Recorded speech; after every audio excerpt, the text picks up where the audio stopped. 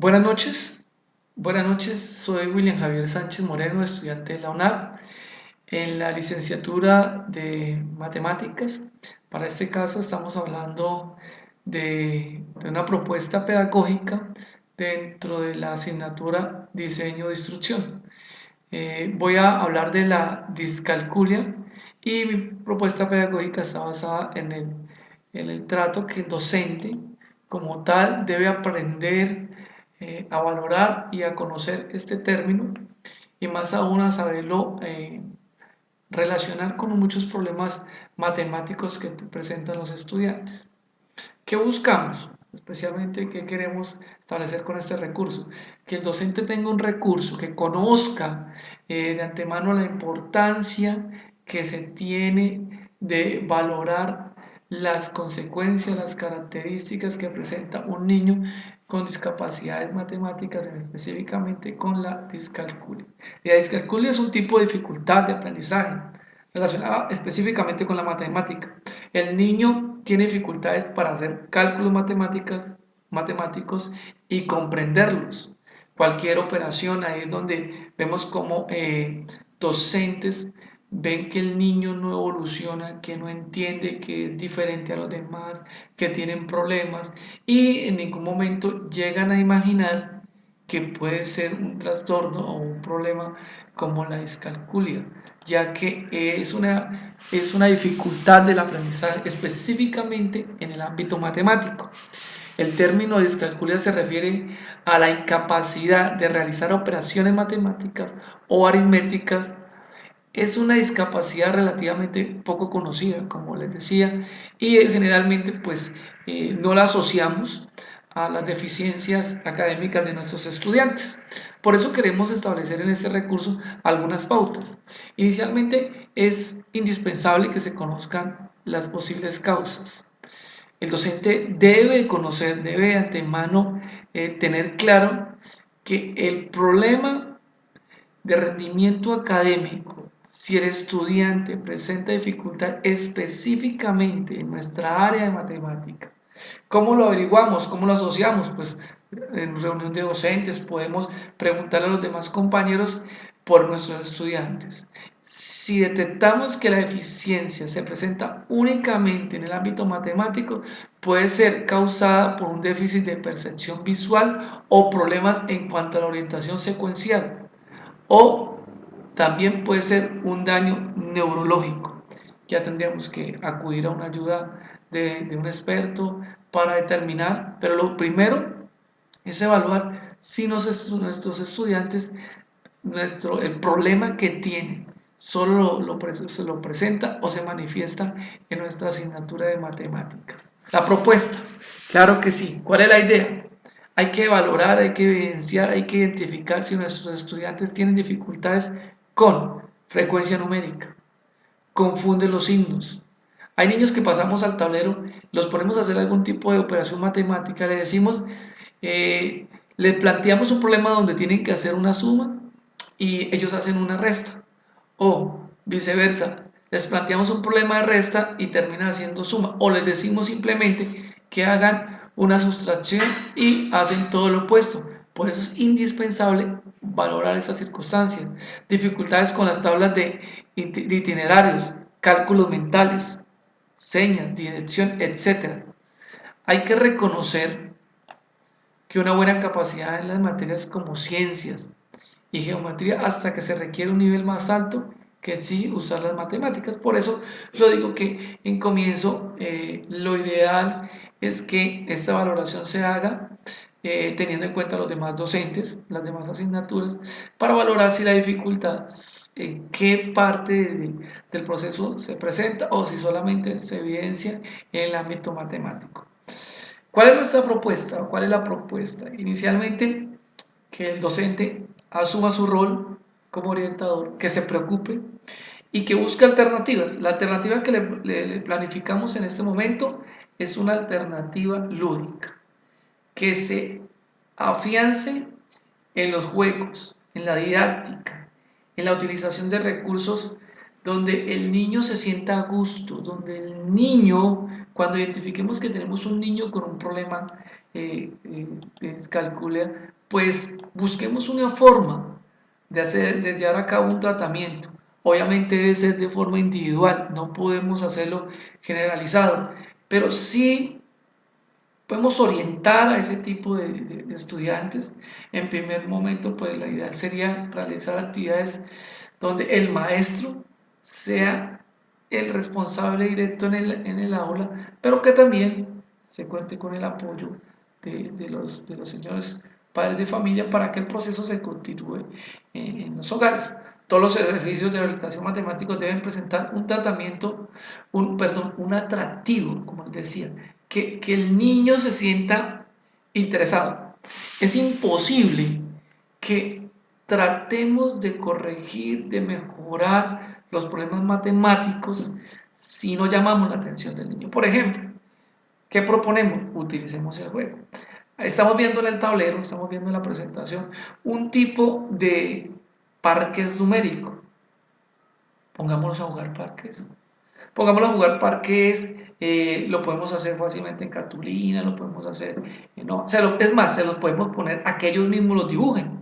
Y luego, fácilmente, unos dados, realizamos un tipo de juego con ese parques, pero es un juego de un razonamiento matemático básico, pero que podemos irle subiendo gradualmente. Por ejemplo, el que estoy planteando es solo de suma y resta, pero se pueden incrementar, utilizar multiplicación, división. Lo más importante es reconocer que en el juego, en la didáctica, tenemos una herramienta pedagógica que muchos docentes no sabemos valorar. Y queremos que el niño aprenda matemáticas a las buenas o a las malas, cuando realmente lo que debemos es motivar a que el estudiante aprenda matemáticas. ¿Y qué mejor que a través del juego? Por ejemplo, hay adquisiciones de destrezas que se deben mejorar en el niño con ciertas dificultades con discalculia. Por ejemplo, la necesidad de algunos tipos de medidas, de algunos tipos de cantidades, principios como cantidad, orden, tamaño, espacio, distancia, empleo de materiales concretos. Por ejemplo, lo podemos hacer lúdicamente. Eh, Podemos utilizar juegos como, por ejemplo, medir el salón, utilizar un metro, ponerlos no solamente a que nos hagan el metro, sino generar una tabla de crecimiento. Podemos a que ellos mismos se midan, a que midan al compañero, a que lleven un reporte, fuera de eso, que vayamos haciendo ese proceso, que vayamos conociendo las longitudes, la distancia, cuánto mide nuestro salón, cuánto mide el jardín, cuánto mide la cancha de fútbol. Como les gusta tanto el fútbol, empezar a llevarlos a casos de la vida real, donde el niño se vea la necesidad de utilizar ese tipo de información matemática. No tanto numérica, sino más bien de razonamiento, de valoración del concepto como tal. Por ejemplo, les podemos decir, como a ustedes les gusta tanto digamos, el fútbol, quiero que me traigan las medidas de la cancha de fútbol que está en el colegio. ¿Cuánto mide un arco? ¿Qué posición te gusta? ¿En qué posición juegas?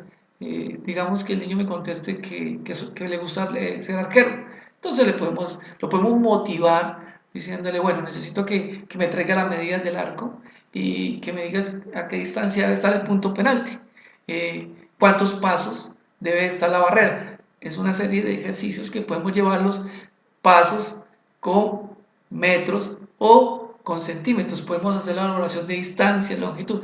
Todo esto en función de que el niño se asocie a ciertos principios de cantidad básicas. Otra cosa fundamental sería el estar a toda hora animando. Hay que animar al estudiante. Hay que visualizar los problemas matemáticos y darles tiempo suficiente para que ellos mismos los puedan relacionar, los puedan solucionar, los puedan ejecutar. Tengo en la presentación un juego muy conocido por los niños donde podemos utilizarlos, podemos diseñar estrategias a través del juego para orientarlos a que me hagan cálculos muy básicos, como por ejemplo, 1 más un pajarito de color rojo más otro pajarito de color rojo, que es un juego que ellos ejecutan, será igual a 17. De tal forma que empecemos a darle un valor numérico a cada uno de los pajaritos y lo llevemos a ejecutar una operación matemática a través de la didáctica. Igualmente lo podemos hacer con el bingo. El bingo es una estrategia pedagógica lúdica que puede orientar a ese niño con dificultades a reconocer los números, a reconocer las operaciones y a ver la actividad o el tal la secuencia académica de una forma más dinámica, más llamativa para él. Cuando volvemos magistral una clase, cuando hacemos que el niño solo piense en números y por eso tiene problemas cognitivos y más exactamente tiene problemas con la discalculia, pues va a ser imposible que ese niño mejore. Y es ahí el llamado a que el docente, usted como docente, sienta la necesidad de que usted está comprometido y usted puede hacer algo más por ese niño. Indispensablemente hay que adaptar el aprendizaje a las capacidades de ese estudiante. Saber cuáles son los canales apropiados. Y como el niño tiene problemas con la identificación de ciertos valores, de ciertas operaciones, pues utilizar medios como la voz, de tal forma que le planteemos problemas verbales para que ellos vayan realizando cálculos matemáticos de una forma, digámoslo, más mental, pero sin que tenga que ver con el tablero, sin que se presenten números físicamente en el tablero, sino que todo sea de una forma analítica. Esto hace que la voz sea un instrumento para el docente. Entonces, docente, planteémosle juegos, planteémosle problemas, llevémoslo a la vida cotidiana, utilicemos el juego como estrategia. Siempre busquemos el juego, y más cuando estamos hablando de estudiantes de primaria, el juego como el mejor instrumento pedagógico para orientar al desarrollo de la matemática. Cuando decimos plantear problemas, siempre podemos hacer el direccionamiento a ese aprendizaje significativo. Cada niño llega a nuestras aulas con cierto conocimiento. ¿Qué hay que hacer? Primero que todo, pues conocer de antemano ese conocimiento previo con que el niño llega a las aulas y asociarlo a un conocimiento nuevo. Por ejemplo, lo podemos hacer a través de ejercicios donde identificando previamente el gusto por la bicicleta, pues se planteen problemas básicos en función de la bicicleta. Si, por ejemplo, la mayoría practica el fútbol, o les gusta el patinaje, o les gusta otro tipo de ejercicio, pues lo podemos planificar de otra forma. Por ejemplo, en este caso lo hice con la bicicleta, pero digamos que a una niña le gusta hacer patinaje, entonces inicialmente lo podemos hacer de una forma muy básica, y es, por ejemplo, preguntarle si ella conoce cuánto mide la pista de patinaje. Efectivamente, si la niña me orienta y me dice que la pista de patinaje tiene 200 metros, una pista olímpica, pues podemos hacerle un ejercicio de competencia, indicándole que, por ejemplo, que ella debe correr 5 vueltas. ¿Cuántos metros debe correr durante esos 5 metros? Es una forma de planificación muy básica donde utilizamos el conocimiento previo del estudiante, lo que le gusta, lo asociamos con un juego y lo motivamos con un problema de la vida real, pero todo de una forma más didáctica. Sugerencias, señores docentes, los estudiantes con problemas de descalculia deben invertir tiempo extra en la memorización de hechos matemáticos. La recepción es muy importante, por eso hay que buscar también estrategias como la música. Hay ejercicios rítmicos, hay ejercicios musicales que orientan al desarrollo de la matemática. Por ejemplo, me acuerdo mucho de algunos ejercicios que se planteaban con la suma, como por ejemplo tratar de llevarle el ritmo a ciertas operaciones matemáticas, como 2 y 2 son 4, 4 y 2 son 6, 6 y 2